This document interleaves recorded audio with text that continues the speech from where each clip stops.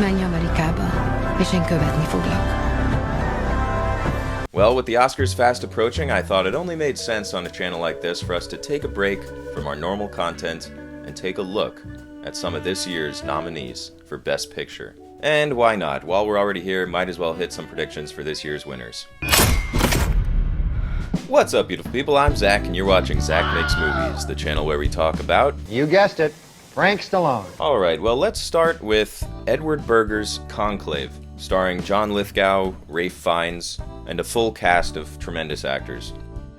The first thing that really stuck out to me in this movie was the score. And I believe it is nominated for Best Score, but there's just this pounding, tense music throughout the film that at first doesn't necessarily seem like it is right for the movie, but in this case, the stress that is induced from the music helps us to understand how tense and stressful this environment is for all these cardinals. Ralph Fiennes is brilliant in the movie, as always. You know, he's an incredible actor. One thing that I wanted to bring up about this movie, because it does have a twist ending that is actually bizarrely similar to Sleepaway Camp, but treated a little bit more respectfully. But the one twist that did not come from the ending that I was expecting was the very clear and evident point that John Lithgow killed the Pope. Alright, up next I want to talk about Nickel Boys. This movie really blew me away. The content was great, the plot was very nice, I really liked the dynamics between the characters, but this is a case of visual storytelling working so well that it actually almost trumps the plot. The surprise comes when you realize, oh, this is actually a point of view shot. And then the bigger surprise comes when you realize every shot is a point of view shot. The whole movie is shot in POV. Wow, that really blew me away. And I liked it even more when they started swapping the POVs between the two main characters. Visually dynamic, really cool movie. I don't know why it's not up for Best Cinematography, but this movie was directed by Ramel Ross, who did a phenomenal job. It's one of those movies that had the potential to be incredibly devastating and depressing and dark, but it's very real, and it's never done in a gratuitous, in-your-face way that's sort of capitalizing off of pain. So really enjoyed Nickel Boys, and now we move on to The Brutalist. The Brutalist was directed by Brady Corbet. He is a actor, and he's also directed a couple of movies that are incredibly different from this, but this is clearly his breakout. Again, extremely unique cinematography. Again, brilliant use of point of view perspective. The very famous shot that's been going around from this movie is the kind of upside down POV shot of the Statue of Liberty. It's a really frenetic and sort of hapless shot that most directors would not have used in the final cut. It is the most brilliant shot in the movie. Once again, amazing score. The music for this movie I liked even better than Conclave, and it actually fits. It's got this incredible epic scope to it, and it really does make you feel like you're watching an epic, which one would hope given the runtime. This is yet another Oscar-worthy performance from the great Adrien Brody. I believe he's won 2 Oscars since the year 2000, so wouldn't be surprised if this ends up being his third, but Chalamet did a great job too, and we'll talk about him in a second. If I hadn't heard of this movie, and someone told me, hey, let's go see this 3-hour film, it's about a guy building buildings, I would have said, what's Emilia Perez about? Up next, we have what might be my standout favorite of the year. What? I'm fine. Everything's fine. Coralie Farja directed The Substance, and man oh man did she knock this one out of the park. I thought the directing in this was better than anything else I saw this year. Overall, I found the tone of the film to be incredibly consistent, and not only consistent with itself, but consistent with the themes and consistent with the message that it seemed to be wanting us to take away from the film, which is the number one goal of any director. I love Margaret Qualley, I love Demi Moore in it. I thought they were both really good. Anytime you see anything remotely resembling horror make its way into the Oscars, you know that something has gone terribly wrong. So for that reason, along with the fact that I just really like this movie, I think that The Substance winning Best Picture would be pretty incredible. It's grotesque, but it's not gratuitous. There's exactly as much body horror in this film as there should be, and it just gets worse and worse and worse. As far as women's issues go, and this particular women's issue of body image, everything that we know about the fashion industries, about the film industry, about anything that involves beauty, I don't know what the hell I'm trying to say. I've never seen this subject matter handled this well, and I think it's one of those movies that actually weirdly could work on people. You know, you see this movie and the final result is so repulsive that it almost makes you go, oh, you know what, having wrinkles, maybe not that bad. Up next, we have a film directed by the great Sean Baker. He made The Florida Project a few years ago. When I was an Uber driver in LA, I drove Bria Vinate, the star of The Florida Project, to a weed shop. So that's my connection to Hollywood and Sean Baker. This movie was really good. Anora is essentially a modern-day retelling of Pretty Woman, but realistic. It's dark, it's sad, it is a bummer. But Mikey Madison, daughter of Michael Madsen, does a fantastic job. Yeah, she's fantastic. I loved what she said at the SAG Awards yesterday about her entrance into Hollywood being in Tarantino's Once Upon a Time in Hollywood, so she became famous for being beaten to death with a can of dog food and then set on fire. So that was pretty funny. But yeah, she was great in the movie. I thought she did a really, really good job. All the Russians in the movie were really well cast, and it was just a fun film. It was a strangely fun film. It's one of those movies that you're like, is this a comedy? I don't know if I'm supposed to be laughing right now. There's a lot of funny moments that could have been a lot darker. It's a hell of a lot more gratuitous than Pretty Woman. But yeah, it was a great movie. I do recommend it. I would not be surprised if it wins Best Picture, just based on what we've been seeing with the other award shows. And then we come to Denis Villeneuve's Dune 2. Dune 2. Even better than Dune 1. I still haven't read the books. It's on my list. But I was thoroughly entertained in this movie. I thought it was really brilliantly shot. The music, obviously, phenomenal. Pacing of the film was pretty solid. It's a long movie, but it doesn't really feel like it. Chalamet does a good job playing this semi-dictatorial role of this guy with a massive ego who seems to think he's the chosen one. And finally, because I'm not watching the other ones, A Complete Unknown. I thought Timothy did a really good job playing Bob Dylan. I mean, I totally believed him in the role. He looked right for the role. He got the voice down. He did a great job with the singing. And I loved Edward Norton as Woody Guthrie. That was great. Also the dude from My Name is Earl. But yeah, no, it was a decent movie, but nothing revolutionary. I mean, this is James Mangold. He's sort of hit or miss for me. He made Logan, one of the great superhero movies of all time. But he also made the last Indiana Jones movie. But overall, really solid, dependable director who people tend to like working with. You may notice I did not mention Wicked. I have seen the musical. I much preferred Wizard of Oz. Yeah, no, I didn't. I was unable to hold space for that movie. And I didn't see Emilia Perez because I didn't want to. And then there was one more movie called I'm Still Here. Didn't hear much about it, so figured it was probably not going to win much. Some other nominations this year were Nosferatu, cinematography, production design, and makeup and hairstyling. Just for the mustache alone, it should win hairstyling and makeup. I loved Nosferatu. I'm a big fan of Robert Eggers, particularly The Witch. I think is one of the greatest horror movies ever made. Kingdom of the Planet of the Apes is up for Best Visual Effects.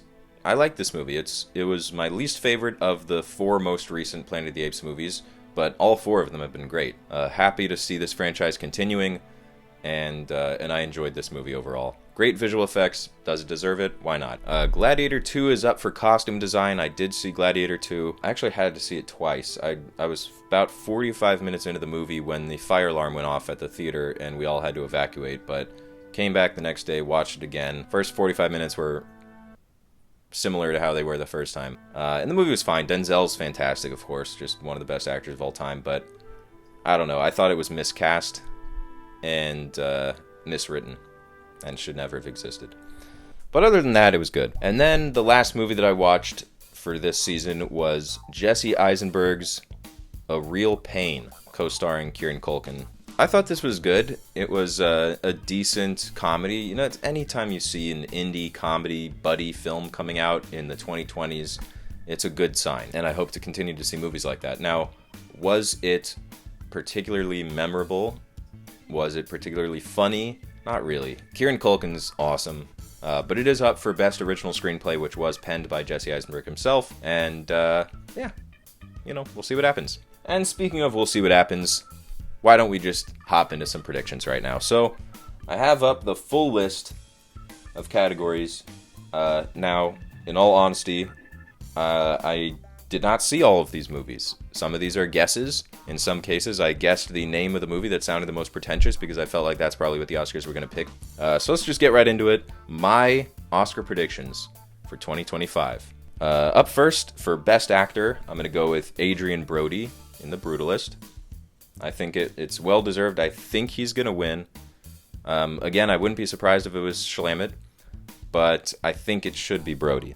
Best Actress, Demi Moore for The Substance. Wouldn't be surprised if she won. Wouldn't be surprised if Mikey Madison won either. I'd be fine with either of those. I like them both a lot, but I think Demi Moore probably deserves it. Best Supporting Actress, I'm going to say Felicity Jones in The Brutalist. I thought she did a pretty good job. Best Supporting Actor, now this is more wishful thinking than anything else, but I'm going to go with Edward Norton in A Complete Unknown. He was the standout in that movie for me.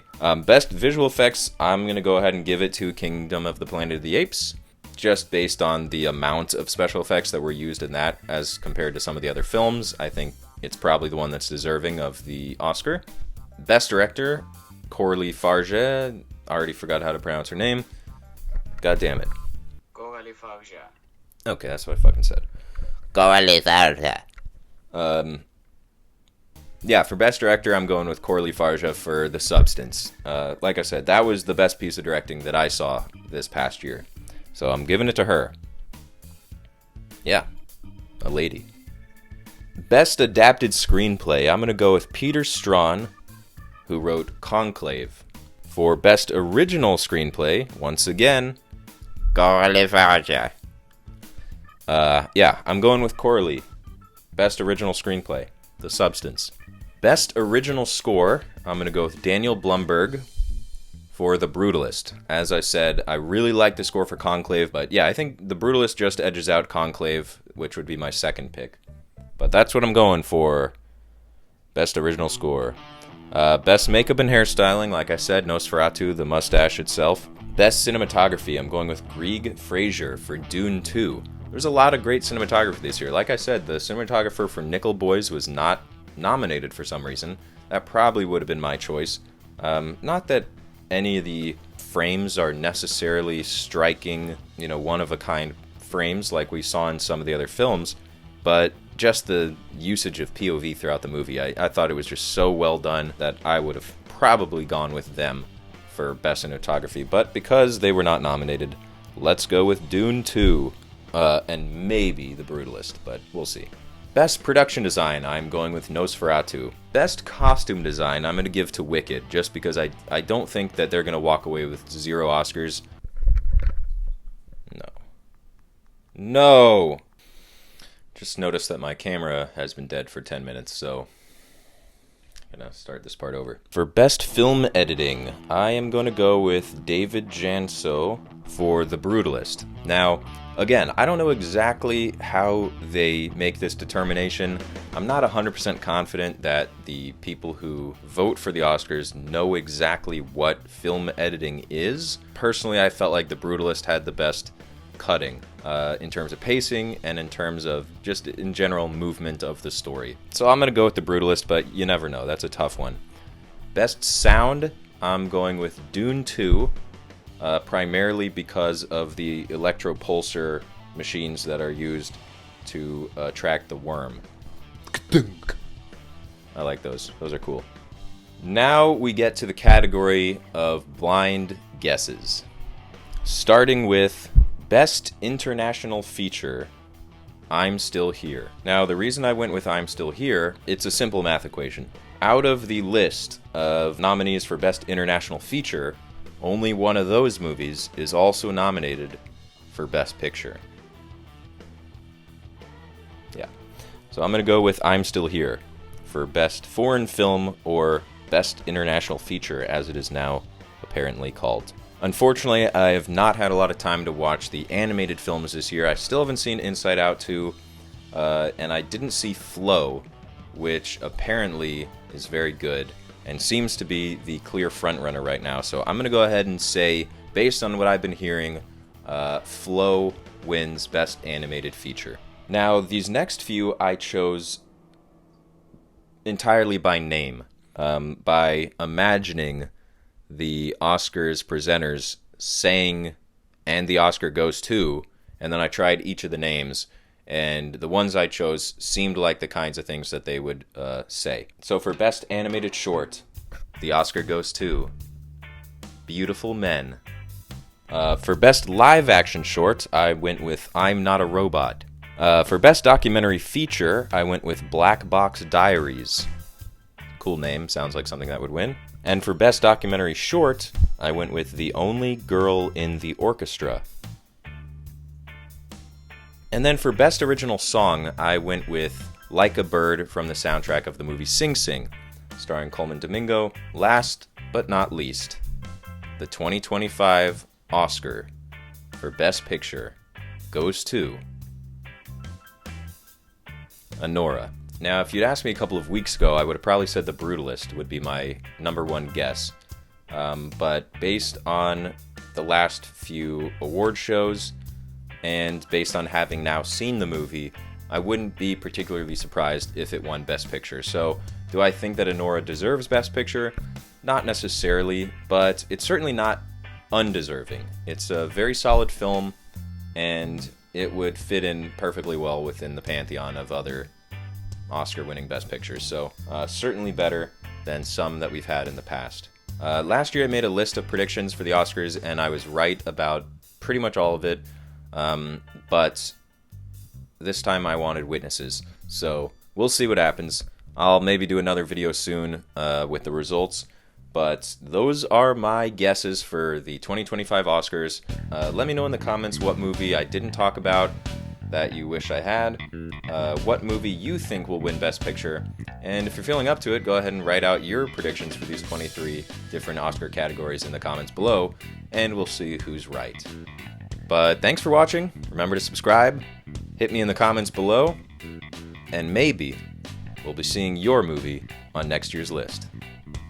See you next time.